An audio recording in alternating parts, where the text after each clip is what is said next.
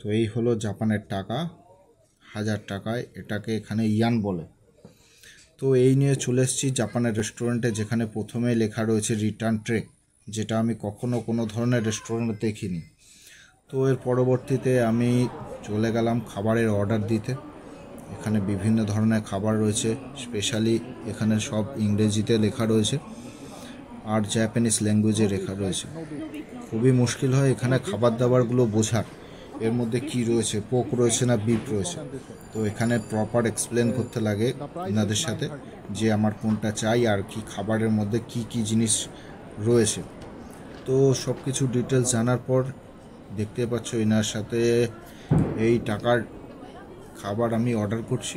এটা প্রায় ইন্ডিয়ান টাকায় 1000 টাকার একটা প্লেট হচ্ছে। তো একটা নুডলস আর এক প্লেট রয়েছে, যার মধ্যে রয়েছে চিংড়ি মাছ, রাইস আর একটা কিছু ভাজা, সেটা জানি না এখানে জাপানের খাবারের নাম ওটা।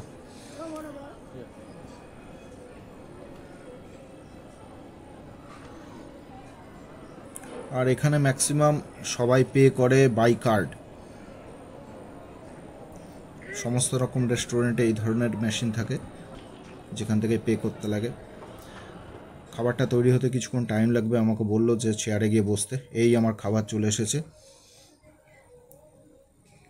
দেখতে খুবই ভালো লাগছে।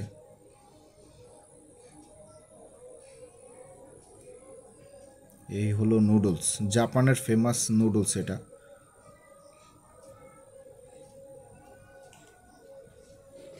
তাহলে দেখা যাক কিরকম খেতে।